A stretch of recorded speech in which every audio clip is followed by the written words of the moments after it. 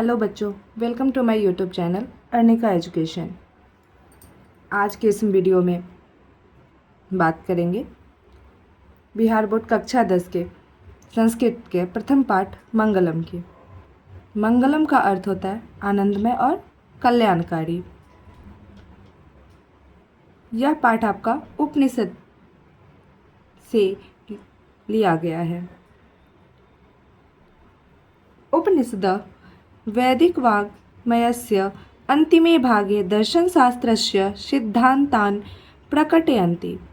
उपनिषद वैदिक साहित्य के अंतिम भाग में दर्शन शास्त्र के सिद्धांतों को प्रकट करते हैं।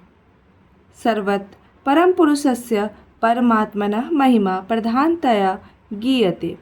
इसमें सभी जगह परम पुरुष परमात्मा की महिमा का प्रधान रूप से गुणगान किया गया है। तेन परमात्मना जगत व्याप्त मनुशासितम च अस्ति। उस परमात्मा से यह संसार व्याप्त और अनुशासित है।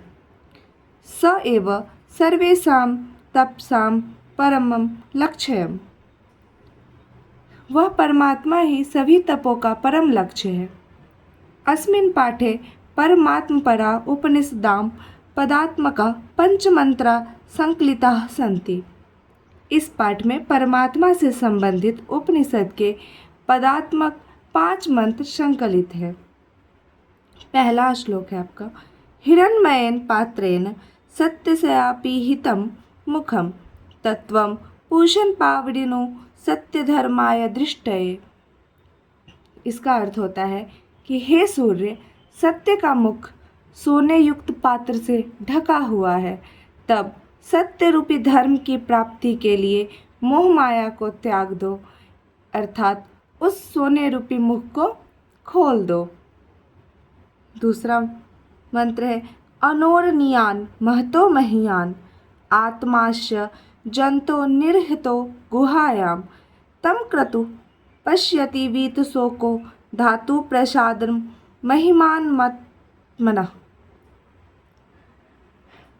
इसका अर्थ हुआ, प्राणी के हृदय रूपी गुफा में विद्यमान यह आत्मा अणु से भी सूक्ष्म तथा महान से भी महान है।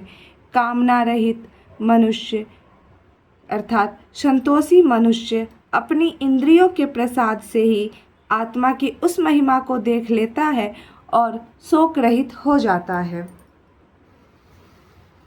आपका तीसरा श्लोक है, सत्यमेव जयते नानृतं सत्येन पंथा विततो देवयानः येनाक्रमणत्रयश्रेयो हाप्तकाम यत्र तत्र सत्यस्य परम निधानम्।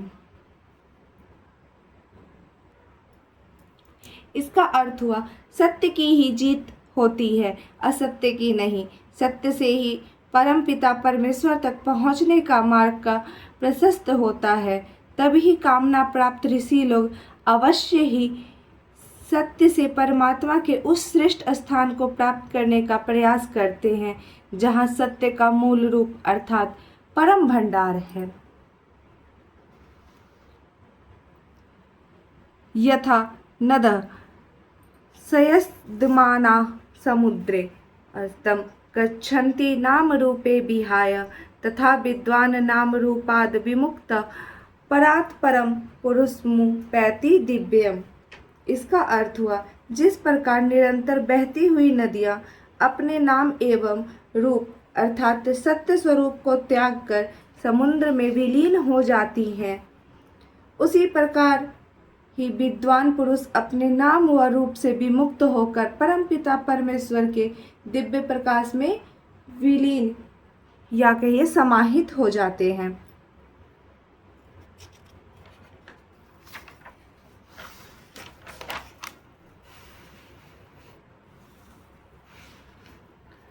वेदाहमेतं पुरुषं महान्तं आदित्यवर्णं तमसः परस्तात् तमेव विदित्वाति मृत्योमेति नान्यः पंथा विद्यते न्याय।